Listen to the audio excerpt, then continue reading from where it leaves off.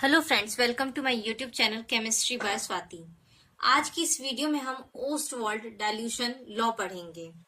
कल हमने पढ़ा था कि स्ट्रॉन्ग इलेक्ट्रोलाइट क्या होता है, वीक इलेक्ट्रोलाइट क्या होता है। स्ट्रॉन्ग इलेक्ट्रोलाइट जो वाटर में कंप्लीटली डिसोसिएट हो जाते हैं उसको बोलते हैं स्ट्रॉन्ग इलेक्ट्रोलाइट। लेकिन वीक इलेक्ट्रोलाइट जो होते हैं वाटर में कंप्लीटली डिसोसिएट नहीं होते, बहुत ही कम। जैसे आप स्ट्रॉन्ग इलेक्ट्रोलाइट को वाटर में डिसॉल्व करोगे तो 100% डिसोसिएट हो जाते हैं, लेकिन वीक इलेक्ट्रोलाइट को आप अगर वाटर में डिसॉल्व करेंगे तो वो 5% ही, मैक्सिमम 5% ही डिसोसिएट होते हैं। तो ओस्टवाल्ड ने क्या किया, उन्होंने कहा कि हम वीक इलेक्ट्रोलाइट को वाटर में कंप्लीटली डिसोसिएट कर सकते हैं, लेकिन जो आप सॉल्यूशन ले रहे हो उस सॉल्यूशन जो होगा वो डाइल्यूटेड सॉल्यूशन होना चाहिए।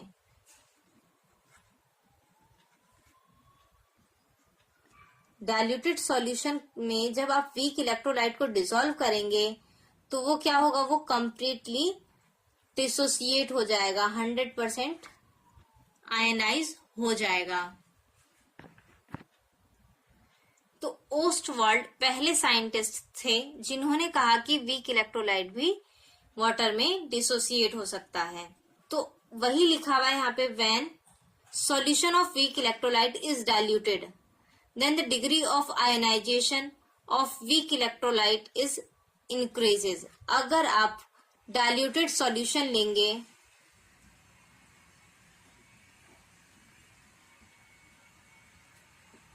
तो इलेक्ट्रोलाइट जो होगा वो इलेक्ट्रोलाइट का डिसोसिएशन और या फिर आयनाइजेशन जो होगा वो क्या हो जाएगा, इंक्रीज हो जाएगा। अगर डाइल्यूशन ज्यादा है सॉल्यूशन का, अगर डाइल्यूट ज्यादा करेंगे तो क्या होगा, डिग्री ऑफ आयनाइजेशन मतलब अल्फा भी इंक्रीज हो जाएगा।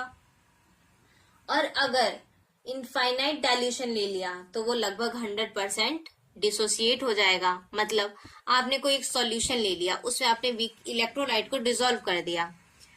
अब सॉल्यूशन को क्या करना है, डाइल्यूटेड करना है, उसमें और पानी डालते जाओ, पानी डालते जाओ, तो क्या होगा, एट इनफाइनाइट डाइल्यूशन जितना ज्यादा आप उसमें पानी डिसॉल्व करते जाओगे उतना ही ज्यादा वो अपने आयनों में ब्रेक हो जाएगा। आयनों में ब्रेक हो जाएगा इसका मतलब क्या है, वो वापस अपना मॉलिक्यूल नहीं बना पाएगा, क्योंकि जब आप वाटर डालेंगे तो उसके एटम्स जो है, छोटे छोटे मॉलिक्यूल्स जो है, वो क्या होंगे, दूर दूर चले जाएंगे और वापस मॉलिक्यूल नहीं बनाएंगे।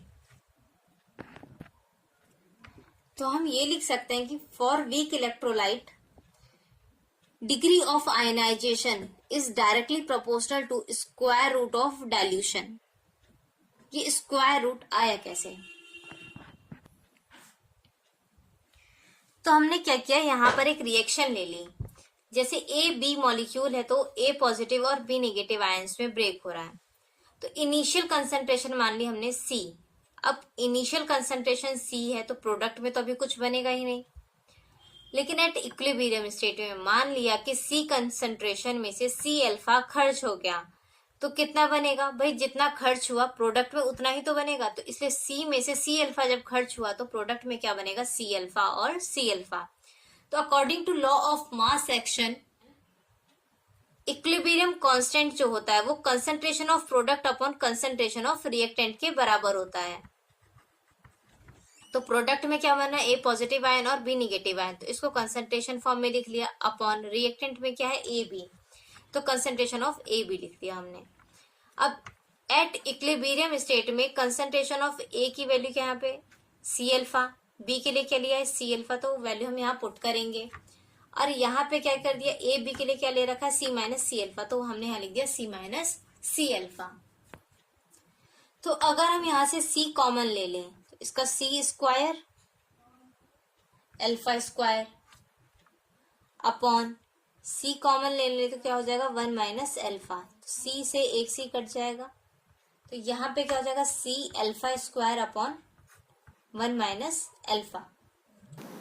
1 माइनस अल्फा को क्या करेंगे, यहाँ नेग्लेक्ट कर देंगे, क्योंकि 1 में से हम अल्फा को घटा रहे हैं, मतलब अल्फा की वैल्यू 1 से भी ज्यादा छोटी होगी, इसलिए हम 1 माइनस अल्फा को छोड़ दें तो क्या हो जाएगा, k is equal to C alpha square. अब यहां से हम क्या करेंगे, अल्फा की वैल्यू निकालें तो alpha is equal to k upon c, और ये रूट में चला जाएगा। अब कंसंट्रेशन जो होता है वो डाइल्यूशन के इनवर्सली प्रोपोर्शनल होता है। तो हम यहाँ लिख सकते हैं कि अल्फा जो है वो डायरेक्टली प्रोपोर्शनल टू V, मतलब डाइल्यूशन के डायरेक्टली प्रोपोर्शनल है। तो यहाँ आप लिख सकते हैं degree of ionisation is directly proportional to square root of dilution, या फिर हम बोल सकते हैं कि degree of ionisation is inversely proportional to square root of concentration.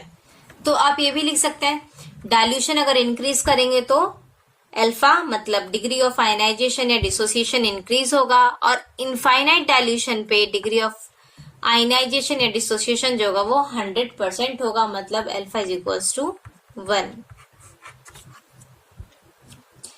इनकी लिमिटेशंस थी, इन्होंने केवल वीक इलेक्ट्रोलाइट के लिए बताया था, फॉर वीक इलेक्ट्रोलाइट के लिए कि वीक इलेक्ट्रोलाइट को वाटर में डिसॉल्व करेंगे तो क्या होगा और डाइल्यूट करेंगे तो क्या होगा, लेकिन स्ट्रॉन्ग इलेक्ट्रोलाइट के बारे में इन्होंने कोई भी बात नहीं करी।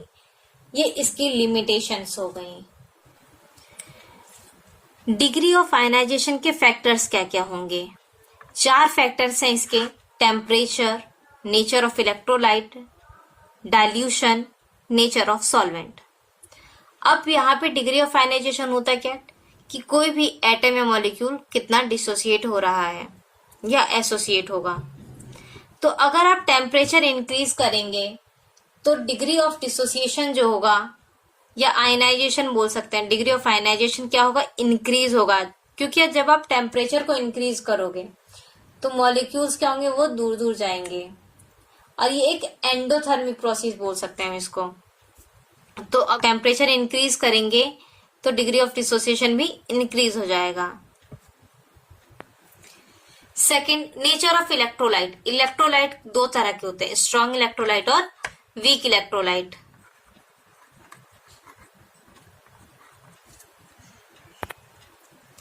अगर स्ट्रॉन्ग इलेक्ट्रोलाइट है तो स्ट्रॉन्ग इलेक्ट्रोलाइट वाटर में कंप्लीटली डिसोसिएट हो जाता है, तो इसलिए अल्फा की वैल्यू क्या हो जाएगी?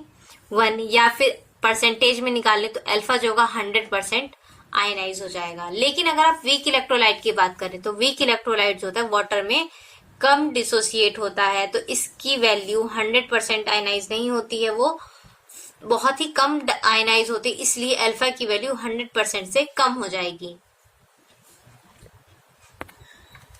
डाइल्यूशन, डाइल्यूशन जितना ज्यादा होगा, मतलब आप सॉल्यूशन में जितना ज्यादा वाटर को डिसॉल्व करते जाओगे डाइल्यूशन उतना ज्यादा होता जाएगा, और इससे क्या होगा कि डिग्री ऑफ आयनाइजेशन जो होगा वो इंक्रीज हो जाएगा, मतलब डिसोसिएशन जो हो जाएगा वो बढ़ जाएगा, मॉलिक्यूल ज्यादा आयनों में टूटने लगेंगे। नेचर ऑफ सॉल्वेंट, सॉल्वेंट का जो नेचर है वो किस पे डिपेंड करता है? अगर डाइलेक्ट्रिक कांस्टेंट, सॉल्वेंट का जो डाइलेक्ट्रिक कांस्टेंट है उसे अगर हम बढ़ा दें, इंक्रीज कर दें, तो डिग्री ऑफ डिसोसिएशन भी इंक्रीज हो जाएगा। ये डाइलेक्ट्रिक कांस्टेंट की वैल्यू है, जैसे वाटर के लिए 81, CCl4 के लिए म्यू की वैल्यू 0, D2O के लिए 79 और C6H6 मतलब बेंजीन के लिए म्यू की वैल्यू क्या हो जाएगी यहाँ पे 27। ये आपको याद करना है। तो एक क्वेश्चन है, हम यहाँ पे ओस्टवाल्ड डाइल्यूशन लॉ पढ़ रहे थे, तो विच लॉ इज एप्लीकेबल? यहाँ पे दे दिया एग्जांपल NaCl। NaCl किससे बना है? NaOH plus HCl। NaOH जो है वो स्ट्रॉन्ग बेस है और HCl क्या है यहाँ पे? स्ट्रॉन्ग एसिड है। तो ये तो एप्लीकेबल ही नहीं है, क्योंकि Ostwald dilution law weak electrolyte के लिए एप्लीकेबल है ओनली। वहीं HCl स्ट्रॉन्ग एसिड है तो ये भी एप्लीकेबल नहीं होगा। CH3COONA ये ब्रेक होगा तो ये वीक एसिड और ये क्या हो जाएगा? स्ट्रॉन्ग बेस बनकर सॉल्ट है ये। तो हम यहाँ पे ओस्टवाल्ड डाइल्यूशन लॉ के लिए पढ़ रहे थे, इसका आंसर क्या हो जाएगा? None. Only for weak electrolyte की बात की थी, वहां पर स्ट्रॉन्ग एसिड या स्ट्रॉन्ग बेस के बारे में बात नहीं की। स्ट्रॉन्ग इलेक्ट्रोलाइट के बारे में ओस्टवाल्ड डाइल्यूशन लॉ में कोई भी बात नहीं की गई है, तो इसलिए इसका आंसर हो जाएगा नन। तो आज की वीडियो में बस इतना ही। मिलते हैं अगली वीडियो में। अगर वीडियो अच्छी लगे तो वीडियो को लाइक करें, चैनल को सब्सक्राइब करें। ऐसे ही पढ़ते रहिए, सीखते रहिए।